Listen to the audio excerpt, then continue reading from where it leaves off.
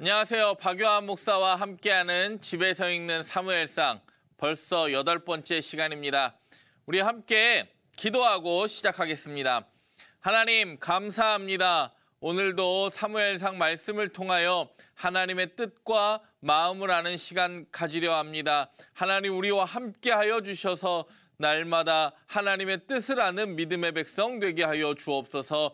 예수님의 이름으로 기도드립니다. 한 시간 복습하면 이제 이미 엘리에서 사무엘, 사울을 거쳐 완전히 다윗 시대로 넘어옴을 알 수 있습니다. 물론 아직도 왕은 사울입니다.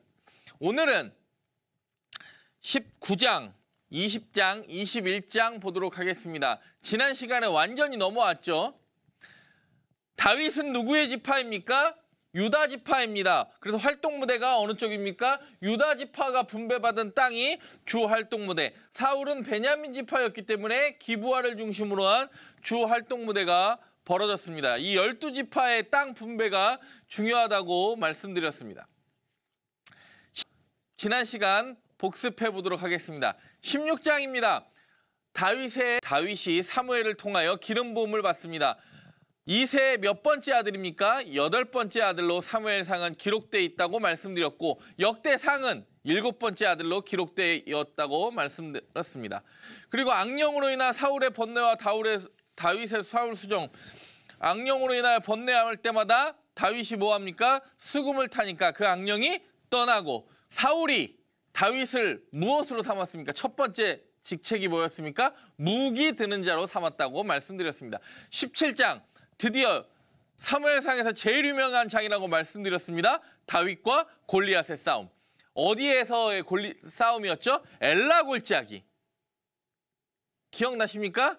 그 셰펠라 지역에 5개의 골짜기가 있었는데 그중에 가운데 골짜기였던 엘라 골짜기에서 싸움이 일어났다고 말씀드렸습니다. 기억나시죠? 18장은 요나단과 다윗의 우정 언약. 그래서 사울의 시기, 그 다음에 1차 살해 시도를 합니다. 창을 몇 번 던져요? 2번 딱 던지니까 매트릭스 딱 기억나시죠? 그리고 사울의 시기와 두려움. 지난 시간에 제가 원래 교재에는 넣어드렸는데 제가 설명하지 않고 지나간 부분이 있어서 한번 설명해 드리려고 합니다. 사무엘상 18장부터는 다윗이 사울을 피해서 도망합니다. 이 도망할 때 시편이 많이 쓰여져요. 물론 더 많은 시편이 쓰여졌겠지만 표제에 정확하게 드러나 있는 시편들이 있습니다. 18장 11절 24절 그 사울의 질투와 관련된 시편이 시편 59편입니다. 표제가 뭐냐면 표제가 이거는 성경에 써 있는 거죠. 표제. 이게 꺽쇠 표시해가지고 여러분의 성경에도 다 써 있습니다. 이건 시편 59편을 딱 펴면 다윗의 믹담시, 인도자를 따라 알다셋에 맞춘 노래, 사울이 사람을 보내어 다윗을 죽이려고 그 집을 지킨 때에 이게 이제 사무엘상 18장 11절부터 24절까지 연결되는데 매트릭스 찍고 막 죽이려고 할 때 다윗이 시편을 하나 적습니다. 여러분 시편은 알면 알수록 참 재밌는 책이거든요. 시편의 저자도 많이 등장하고 물론 다윗이 시편의 주 저자입니다. 시편의 약 반은 다윗이 쓰지만 뭐 모세도 있고 솔로몬도 있고 많이 있지 않습니까? 아삽, 헤만, 여두둔 많이 시편의 저자들이 있지 않습니까? 근데 시편을 표제를 보면 시편의 내용이 대부분 구별이 됩니다. 59편 1절에 뭐라고 그래요? 나의 하나님이여 나의 원수에게서 나를 건지시고 일어나 치려는 자에게서 나를 높이 드소서. 왜요? 누구를 피해 지금 도망가는 거예요? 사울을 피해요. 근데 다윗은요 이 곤고할 때 누구만 의지해요? 그 대적의 두려움이 아니라 하나님이 나 떠날까 봐가 두려워요. 하나님 나 떠나지 마시고 나를 일으켜 주시고 나를 도와주세요. 여러분 영혼의 간절함이 있을 때 있죠. 영혼의 간절함이 때때로 많이 요구될 때가 있습니다. 저도 이럴 때가 있거든요. 시편의 이야기가 저의 이야기처럼 느낄 때가 있고 시편이 안 나올 때가 있죠. 목사도 그렇습니다. 간단하게 시편 59편을 설명하면 여러분은 집에서 다 읽어보셔야 됩니다. 교재 44페이지에 제가 넣어드렸습니다. 교재가 없으신 분들은 시편 59편을 지금 펴서 사무엘상 18장과 시편 59편의 그 마음을 느껴보시기를 바랍니다.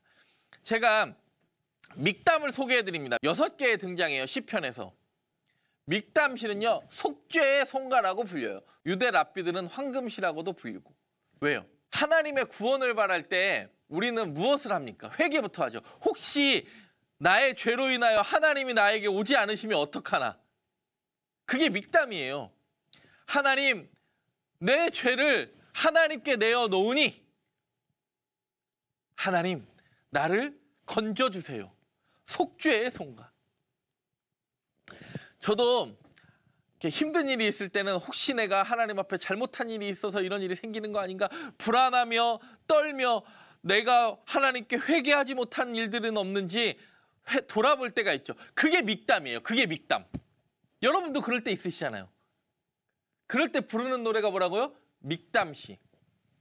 혹시 내가 하나님 앞에 속죄하지 못한 내용이 있진 않은가 뒤돌아볼 때 부르는 시편이 시편 16편과 56편부터 60편. 그래서 6개예요. 그래서 59편은 그 가운데 껴있죠. 56편부터 60편. 그래서 믹담시라고 불려요. 하나가 또 있죠. 알다스엣이라는 말. 알다스엣은요, 이게 말이 표현이 어려워서 그렇지 영어로 표현하는 게 훨씬 쉬워요. 알다스엣은 do not destroy. 하나님, 나 파괴하지 말아주세요. 나 멸하지 말아주세요. Do not destroy. 4개의 표제가 등장한다고 그래요. 57, 58, 59, 75편의 표제어로 등장한다고 그래요. 그러면 믹담과 56편, 60편에서 이 3개가 지금 겹치네요. 57, 58, 59. 그럼 믹담과 알다스엣은 겹치겠네요, 많이. 모세도 이런 기도를 합니다. 모세도 이런 곡조풀의 기도를 해요. 신명기 9장 26절에 주 여호와여 주의 백성 곧 주의 기업을 멸하지 마옵소서. 하나님, 나의 죄악 하나님께 내어놓습니다. 나를 멸하지 말아 주옵소서. 그게 시편 59편이에요. 이해가 되십니까? 오늘도 시편을 2개 더 합니다. 21장에 시편과 또 연결된 사건이 나오거든요. 재미있게 보시고 사무엘상과 함께 다윗의 인생의 역사에 매칭되는 그 시편을 함께 보며 여러분 더 하나님의 말씀에 깊이 빠져들 수 있게 되기를 간절히 바랍니다. 사무엘상 19장을 보도록 하겠습니다. 사무엘상 19장은 18장에 이어서 다윗이 사울을 피해 움직이는 장면입니다. 그런데 19장과 20장은 이 사울의 아들 요나단과 연관이 많이 되어 있습니다. 18장에 다윗과 요나단이 서로의 생명을 아끼듯이 사랑했다고 그러잖아요.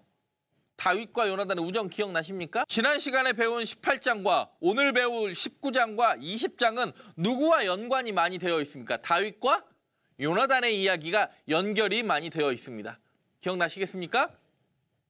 19장을 간단하게 설명하고 본문을 들어가도록 하겠습니다.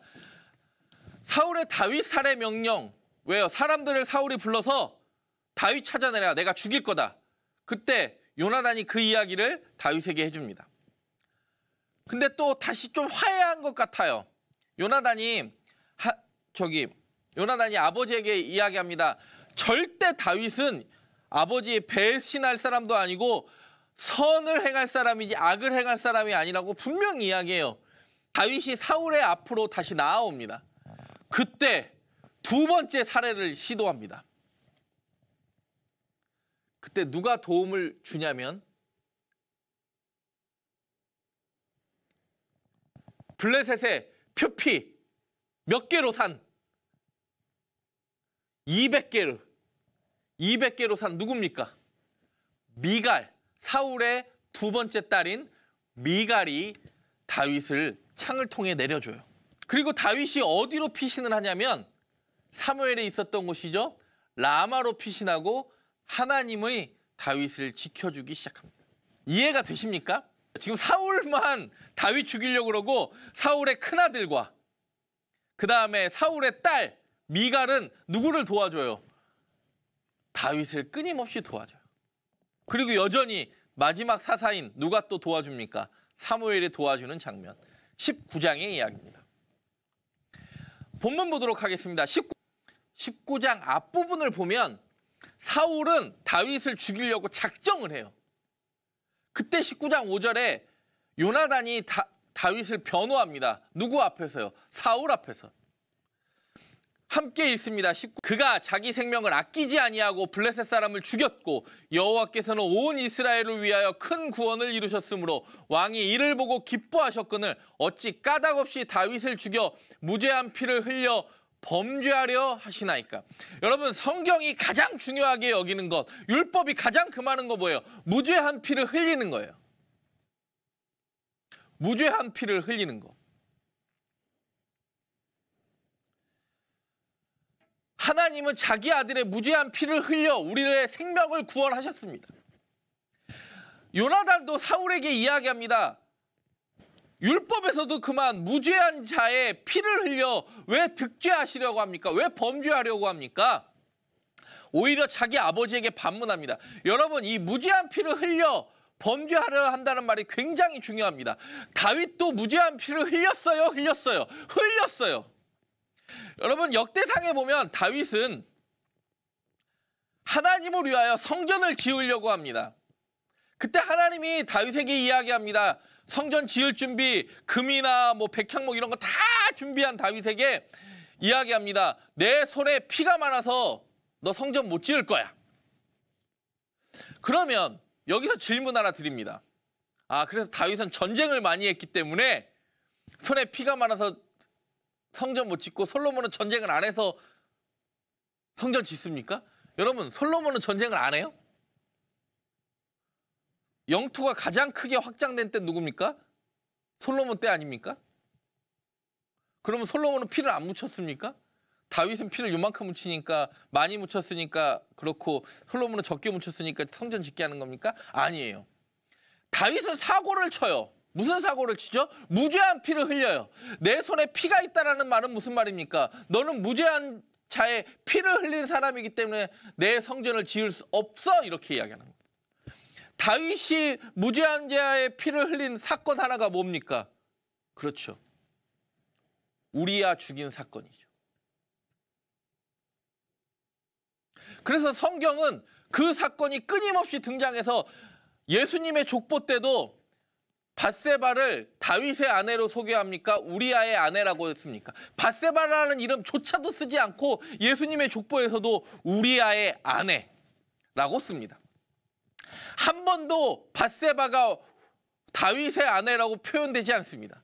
끊임없이 우리아가 죽었어도 항상 밧세바는 우리아의 아내였습니다. 왜요? 그 무고한 자의 피를 흘리잖아요. 랍바성 가장 먼저 내보내어서. 우리가 무죄한 자를 억누르고 압제하는 것, 크나큰 죄악이니까 이때 부르는 시편이 뭐라고요? 믹답. 혹시 내가 무죄한 자를 돌아보지 못했는지, 내 죄악을 보지 못했는지. 다시 한번 사울과 사랑이 회복된 것 같지만 갑자기 악령에 있어서 두 번째 살해 시도, 두 번째 매트릭스를 찍어요. 창을 던져버려요. 그때 19장 12절에 보면 시작. 미갈이 다윗을 창에서 달아내리며 그가 피하여 도망하니라. 19장은 요나단의 도움도 받고 미갈의 도움도 받는 거예요. 이렇게 창에서 이렇게 내려온 사람이 성경에 3번 등장해요. 3번. 처음엔 언제 등장하죠? 여호수아 2장에 라합의 집, 여리고성 정탐꾼 2명 여리고성 내려올 때, 또 오늘 본문 다윗을 창에서 달아 그가 피하여 도망하고, 그 다음에 3번째는 어디서 등장하죠? 사도행전 9장에 사도 바울이 다메섹 도성에서 도망갈 때 광주리에 담겨서 이렇게 내려가잖아요. 그래서 성경에 이렇게 내려가는 장면은 딱 3군데 나와요. 언제 나온다고요? 여호수아 2장 정탐꾼, 그 다음에 오늘 사무엘상 19장 본문, 그 다음에 사도행전 9장은 누구? 사도 바울. 이해가 되십니까? 19장 18절. 드디어 이제는 요때 창에서 내려서 어디로 피신을 하냐면 다윗이 라마로 피신을 합니다. 라마는 누구의 고향이죠? 사무엘의 고향이죠. 사무엘상 19장 18절 시작. 다윗이 도피하여 라마로 가서 사무엘에게로 나아가서 사울이 자기에게 행한 일을 다 전하였고 다윗과 사무엘이 나요스로 가서 살았더라. 이 라마 나요스는요, 라마라는 성 안에 있는 작은 도시, 그러니까 라마랑 거의 같은 개념으로 이해하시면 될 것 같습니다. 이거 성경에 제가 교재에 넣어드렸던 지도인데 다윗은요, 이 기브아에서 피해서 어디로 갑니까? 라마로 갑니다. 가까워요. 기브아, 라마, 높. 여기는 굉장히 가까워요. 뛰어가면 1시간 정도 안에 갈 수 있는 그런 거리예요. 기브아, 라마, 높. 기브아는 사울이죠. 그렇죠. 사울의 궁이 있던 곳이고, 라마는 누가 살죠? 사무엘이 살던 곳이고, 높은 이때 사울 때 제사장이 살던 곳은 높이에요. 여러분 기억나시겠지만 요 지도 12지파를 나눈 지도, 다윗은 유다 지파의 사람이었습니다. 근데 지금은 도망 다니면서 누구의 지파의 땅이 계속 있어요? 라마는 어느 지파예요? 베냐민 지파. 나중에는 다윗이 도망갈 때는 대부분 자신의 땅 유다 지파. 왜? 그때 당시에도 지파 경계 넘는 게 쉽지 않았으니까 유다 지파의 땅이 다윗에게는 익숙하죠. 라마나요 가까운 데 있으니까 사울이 그 얘기를 듣고 잡으러 갑니다. 누구를? 다윗을요. 잡으러 가면서 이야기합니다. 시작. 그가 또 그의 옷을 벗고 사무엘 앞에서 예언을 하며 하루 밤낮을 벗은 몸으로 누웠더라. 그러므로 속담에 이르기를 사울도 선지자 중에 있느냐 하니라. 사울이요, 여러분 19장에서만 이렇게 예언을 한 게 아니에요. 10장에서도 여호와의 영이 임하니까 예언했어요. 처음 앙됐을 때. 기억나시죠? 사무엘상 10장에 벌써 기억 안 나시는 거 아니죠? 사무엘상 19장도 지금은 라마나요스에 있는 사무엘과 다윗을 만나러 가요. 물론 다윗을 죽이러 가는 거죠. 그때도 또 예언해요. 그때 속담이 또 생기는 거예요. 사울도 선지자 중에 있느냐. 10장에서도 요 속담 나왔죠. 사울도 선지자 중에 있느냐. 뭐 하니까? 예언하니까. 하나님의 영이 임했을 때, 그 라마나요스에 다윗 죽이러 갔을 때 예언을 하는 것뿐만 아니라 하나님의 뜻을 깨달아야 되는데 하나님의 뜻을 전혀 깨닫지 못합니다. 하루 밤낮을 벗은 몸으로 누웠대요. 누가? 왕이. 이사야 20장에도 보면 벗은 몸으로 3년 다닌 사람이 있습니다. 누굽니까? 이사야입니다. 혹시 기억나십니까? 3년 동안 이사야는 제가 가르쳐드리진 않았지만 그 성경에 벗은 몸으로 이렇게 예언하는 사람이 딱 2사람 있어요. 벗은 몸으로 예언하는 사람. 오늘 사무엘상 19장에 사울이 벗은 몸으로 예언하고 하루를 3년을 벗은 사람이 있어요. 애굽과 구스를 예언하는데 그렇게 벗겨질 것이다라고 예언하는데 그게 벗은 몸으로 다닌 사람이 누구예요? 3년을 이사야예요. 20장 보겠습니다. 20장은 우리가 20장은 다윗과 요나단이 변함없는 언약을 체결하며 요나단과 다윗이 화살, 신호를 통하여 연락하는 방법을 서로 주고받습니다. 내가 아버지의 마음을 어떻게 할 건지 알아봐서 너 피할지 안 피할지를 알려줄게. 그게 요나단이 알려주는 거고, 요나단이 아버지의 마음을 보니까 죽이려는 마음이 너무 강하니까 다윗을 도망가게 하고 마지막 이별하는 장면이 20장에 등장합니다. 20장 3절을 봅니다. 시작. 다윗이 또 맹세하여 이르되 내가 내게 은혜를 받은 줄을 내 아버지께서 밝히 알고 스스로 이르기를 요나단이 슬퍼할까 두려운즉 그에게 이것을 알리지 아니하리라 함이니라. 그러나 진실로 여호와의 살아계심과 내 생명을 두고 맹세하노니 나와 죽음 사이는 한 걸음뿐이니라. 다윗이요, 마음이 얼마나 곤고한지 요나단과 이야기하면서 이렇게 이야기합니다. 나와 죽음 사이는 한 걸음. 내 죽음이 내 바로 눈 앞에 와 있다라는 거예요. 극도의 공포심.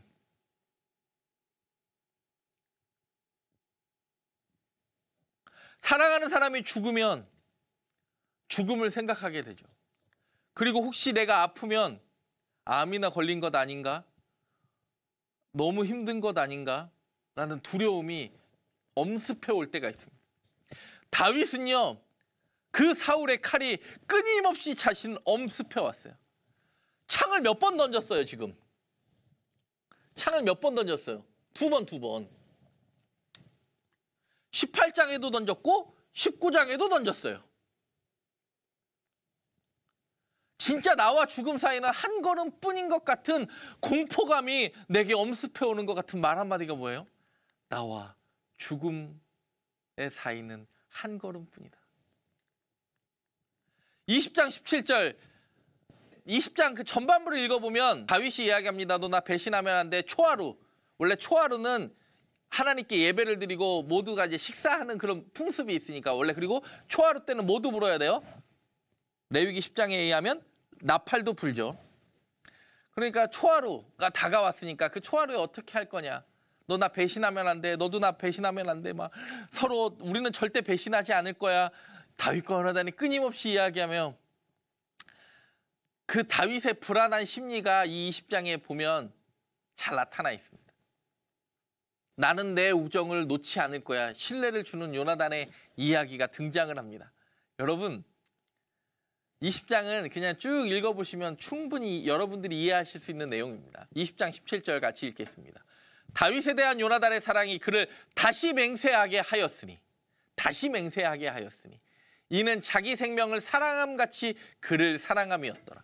여러분, 이게 어디에도 나왔죠? 자기 생명을 사랑함같이 그를 사랑한 18장에도 등장했죠. 20장에도 또 등장합니다. 자기 생명처럼 사랑했다.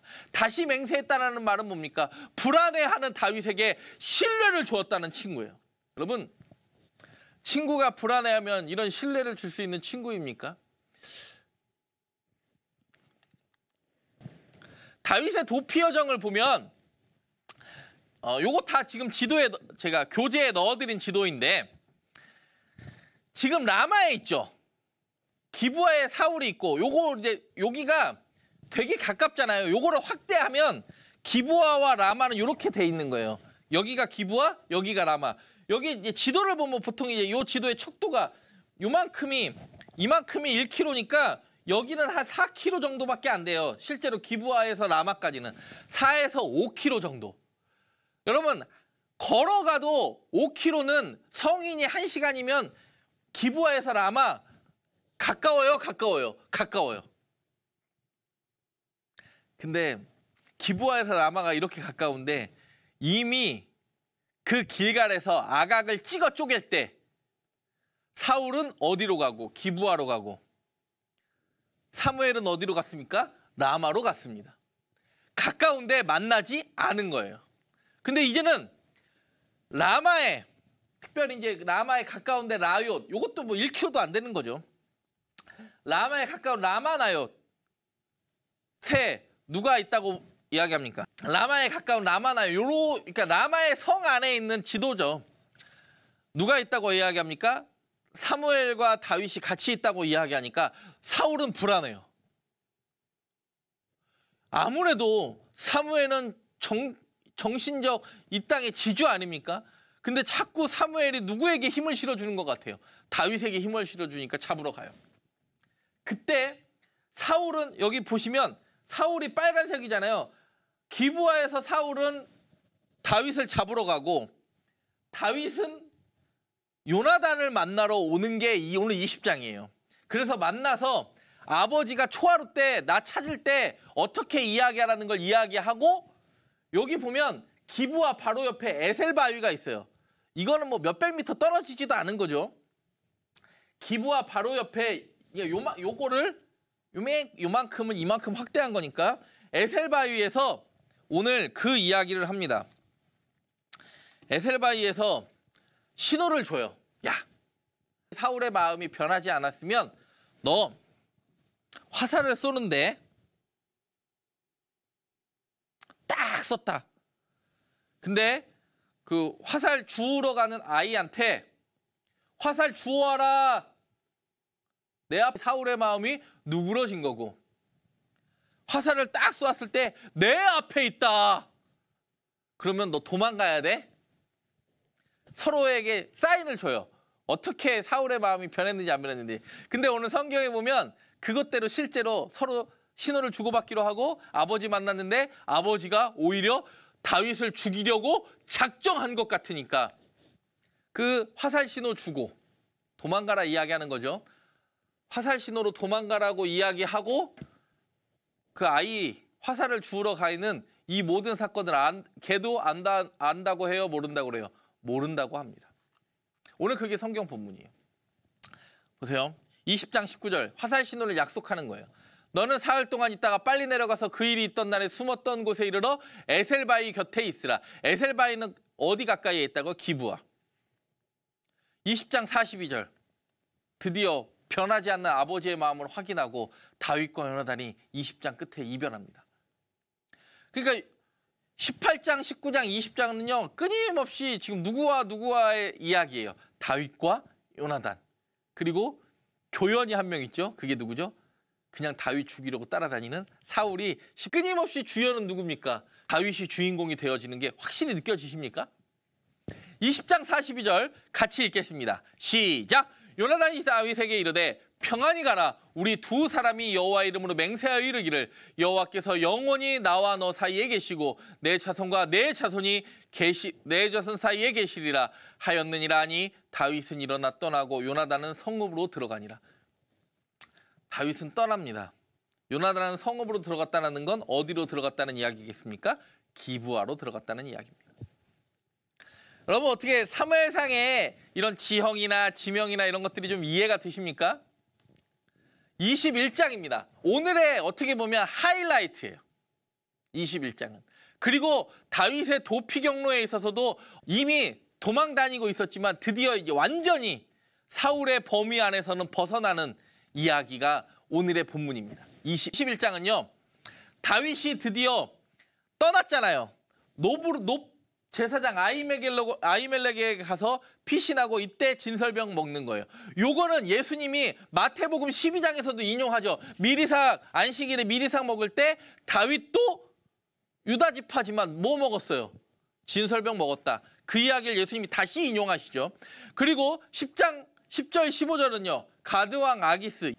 이제는 아예 베냐민 지파와 유다 지파를 떠나서 가드왕 아기스에게로 피신했다는 거 무슨 얘기예요? 블레셋 사람에게로 피신했다는. 특별히 다윗이 처음에 사람들에게 인기를 끌었을 때 처음에 강력한 군주의 어떻게 보면 초석을 놓았던 사건이 뭐예요? 다윗과 골리앗의 싸움이죠. 골리앗이 어디 사람이라고 그랬어요? 가드 사람이라고 그랬어요. 가드 사람 골리앗. 근데 지금 다윗은 어디 가요? 가드 왕 아기스에게로 피신해요. 그러니까 이제 사고가 터지겠죠.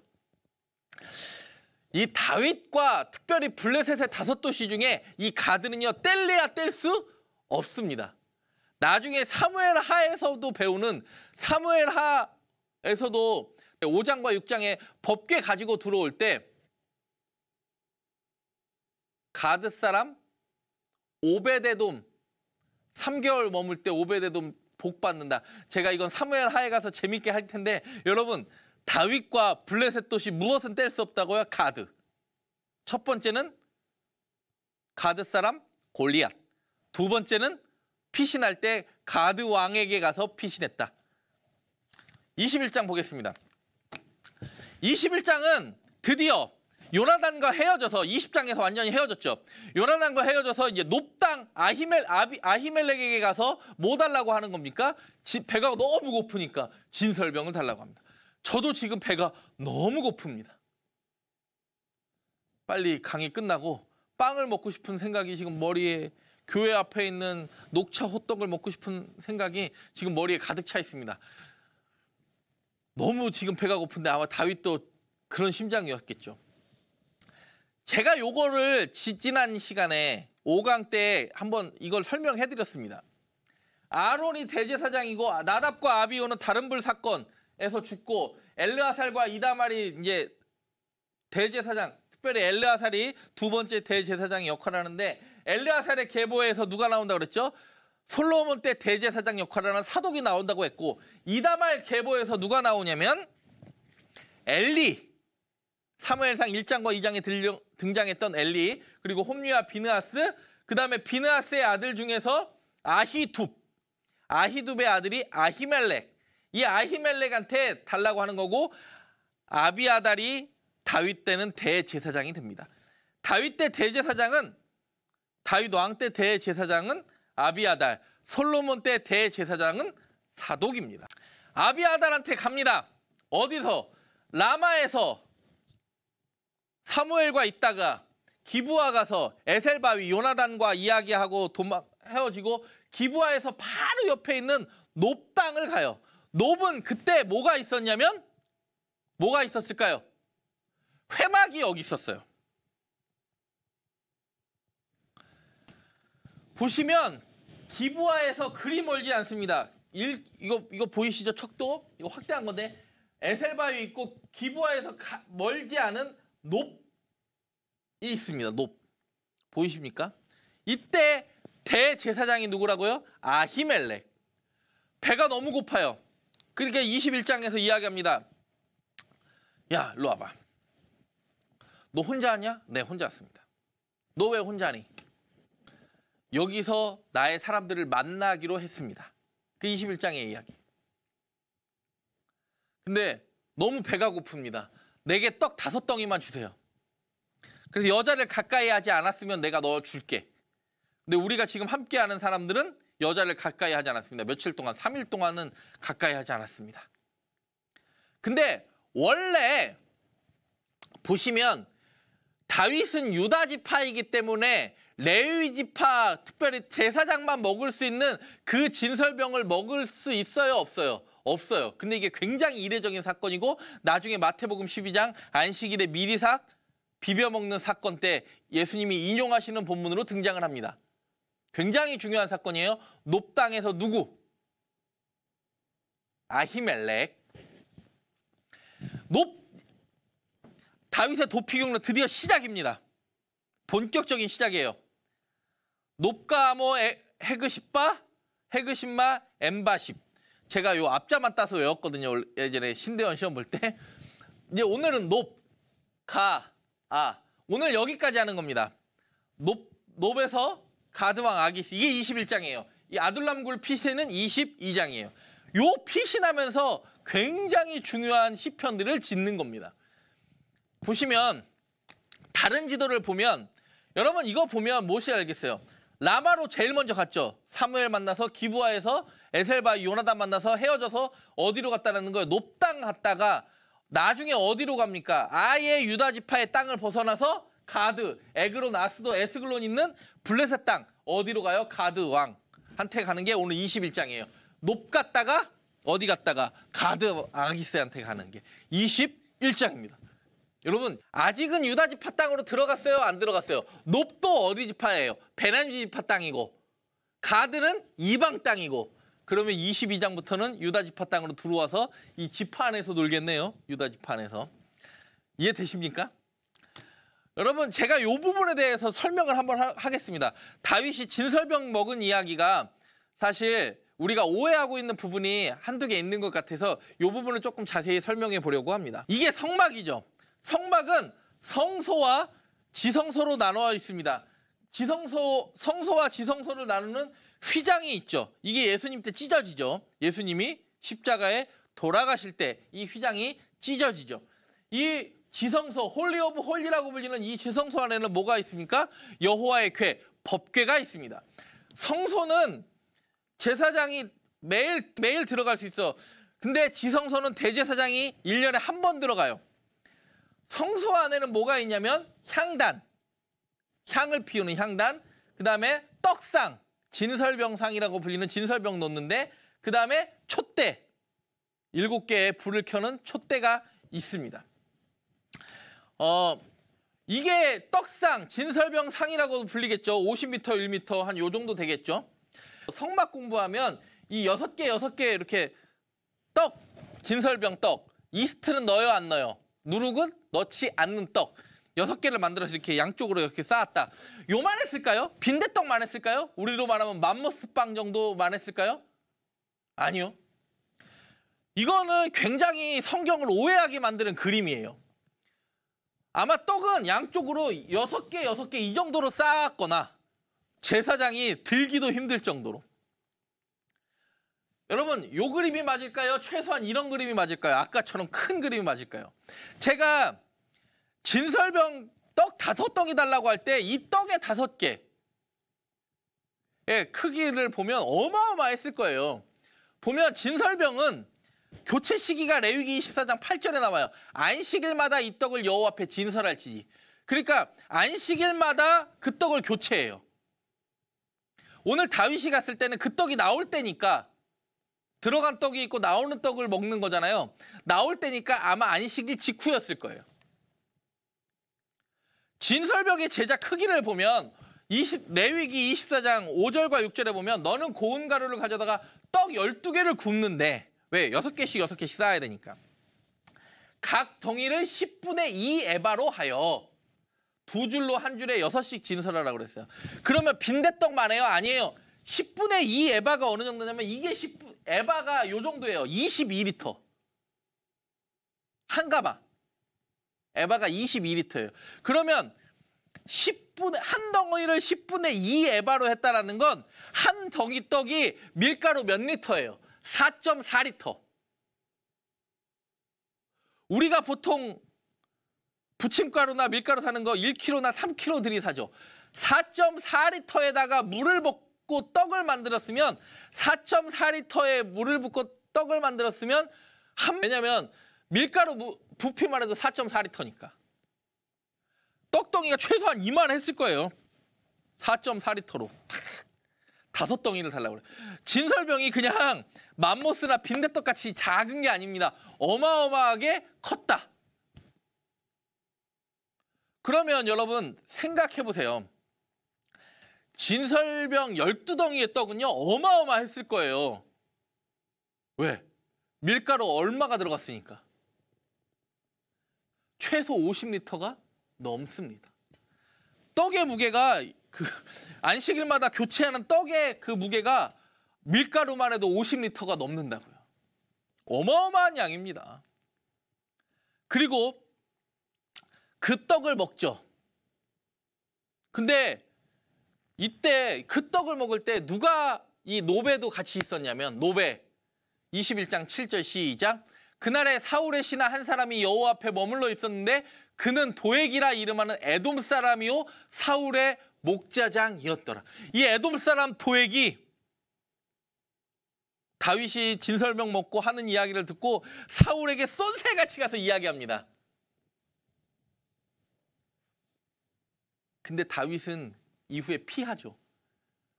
22장에 등장을 하겠지만 이 사건으로 말미암아 아히멜렉을 비롯한 제사장의 피를 흘립니다. 사울이 얼마나 악이 바쳤는지 보여주는 장면이거든요. 이 22장 다음 시간에 할 건데 21장 너무 안타깝습니다. 그리고 무기가 없잖아요, 다윗은. 근데 무기가 있느냐 물어보니까 아히멜렉이 이렇게 대답합니다. 무기가 있다. 누구의 무기? 17장에 네가 골리앗을 무찌르고 왜? 골리앗은 뭐로 나왔으니까 칼과 창과 단창으로 나왔으니까 그때 골리앗의 칼이 어디 있었냐면 이 높당에 있어요. 11장 9절 시작. 제사장이 이르되 내가 엘라 골짜기에서 죽인 블레셋 사람 골리앗의 칼이 보자기에 쌓여 에봇 뒤에 있으니 내가 그것을 가지려거든 가지라. 여기는 그것밖에 다른 것이 없느니라 하는지라. 다윗이 이르되 그 같은 것이 또 없나니 내게 주소서 하더라. 그 같은 것이 또 없어요. 왜요? 사울과 요나단에는 칼도 못 드니까 그 같은 것이 또 없죠. 왜? 골리앗은 철기 문명을 먼저 가진 블레셋 사람의 가장 큰 무기였으니까. 그리고 이 칼을 받아서 누구에게로 가냐면 이미 소식이 들렸으니까 가드 사람 아기스에게로 갑니다. 오늘 성경 다시 보면 이 노베에서 뭐 하고요? 진설병 먹고 골리앗의 칼을 취한 다음에 어디로 갑니까? 아예 유다 지파도 떠나서 가드 사람 아기스에게로 갑니다. 그리고 21장 13절 가드 사람들이 이야기합니다. 사울은 천천히요 다윗은 만만이라. 저 사람은 그런 사람입니다. 저 사람을 우리 쪽으로 들이면 안 됩니다. 그때 그 이야기를 듣고 다윗이요 미친 채를 해요. 21장 13절 시작. 그들 앞에서 그의 행동을 변하여 미친 채하고 대문짝에 그적거리며 침을 수염에 흘리매. 다윗이 미친 채를 해요. 뭐 하려고요? 살려고. 18장에서도 여인들의 외침 때문에 사울의 질투가 불릴 듯 일었죠. 사울은 천천히요, 다윗은 만만히요. 그 여인들의 외침 때문에 사울의 질투가 불릴 듯 일어났습니다. 근데 이번에는 가드 사람들이 저 사람은 사울은 천천히요, 다윗은 만만이라 불릴 장수입니다. 그러니까 아기스가 자기 죽일지도 모르니까 아예 미친 채를 해버려요. 그때 지은 시편이 있습니다. 다윗이 가드왕 아비멜렉 앞에서 미친 채 하다가 쫓겨나서 지은 시가 시편 34편과 56편입니다. 여러분 교재 51페이지에도 넣었습니다. 다윗이 아비멜렉 앞에서 미친 채 하다가 쫓겨나서 지은 시. 근데 쫓겨나면서요. 하나님에 대한 원망이 있습니까? 없습니까? 1절에 보면 내가 여호와를 항상 송축하며 내 입술로 항상 주를 찬양하니이다. 내 영혼이 여호와를 자랑하리니 곤고한 자들이 이를 듣고 기뻐하리로다. 나와 함께 여호와를 광대하시다 하며 그의 이름을 높이세. 내가 여호와께 간구하며 내게 응답하시고 내 모든 두려움에서 나를 건지셨도다. 다윗이여 기름 부음 받은 사람으로서 이방 왕 앞에서 미친 채 하면서도요. 누구에 대한 신뢰는 잃어버리지 않았습니까? 하나님에 대한 신뢰를 잃어버리지 않았습니다. 여러분 우리의 환경이 변화도 하나님에 대한 신뢰를 잃어버리지 않기를 간절히 바랍니다. 그것이 우리의 믿음이고 그것이 우리의 신앙 되어지기를 간절히 바랍니다. 56편에도 마찬가지입니다. 다윗의 믹담시 아까도 했죠. 59편 또 믹담시였어요. 뭐 해달라고요? 속죄에 대한 찬송. 인도자를 따라 요난 엘렘 르호김에 맞춘 노래. 다윗이 가드에서 블레셋인에게 잡힌 때. 가드에서 블레셋 누구예요? 가드 왕 아기스 잡힌 때. 미친 채 하고 잡힌 때 뭐라고 이야기합니까? 하나님이여 내게 은혜를 베푸소서. 사람이 나를 삼키려고 종일 치며 압제합니다. 내 원수가 종일 나를 삼키며 나를 교만하게 치는 자들이 많습니다. 왜요? 사울도 나 죽이려고 하고 가드 왕 블레셋 사람도 나를 죽이려고 하고. 하나님 너무나 힘이 듭니다. 너무나 고통스럽습니다. 근데 그 마음을 누구에게 토로합니까? 하나님에게 토로합니다. 여러분 시편 이 34편과 56편은 반드시 무엇과 함께 읽으시냐면 오늘 사무엘상 21장을 읽으신 분들은 오늘 꼭 읽어보시기를 바랍니다. 그 놋땅에서 진설병을 먹고 골리앗의 칼을 챙겨 골리앗의 고향이었던 그 가드로 가는 다윗. 그 가드에서 미친 채 하며 침 흘리며 다시 나아오고 그 사람들에게 잡혀서 사람들은 저 사람은 사울은 천천히요 다윗은 만만이라 불렀던 그 사람입니다라고 불렀던 그 순간 여러분들 그때 불렀던 이 다윗의 시편이 지금 코로나 시기를 살아가는 여러분들에게 능력 있고 여러분들을 회복시키는 시편 되어지기를 간절히 바랍니다. 시편 56편 아까 믹담 했죠. 속죄의 송가. 59편 하면서 믹담은 했죠. 6개 나온다고. 그리고 요낫 엘렌 르호김. 이거 참 말도 어렵죠. 56편. 요낫 엘렌 르호김. 56편에만 나오는 표제입니다. 먼 상수리에 앉은 비둘기라는 뜻. 멀리 있는 침묵의 비둘기라는 뜻인데요. 이방 땅 가드 블레셋 망명하여 처량하게 지내던 다윗의 고달픈 처지를 반영해 주는 말입니다.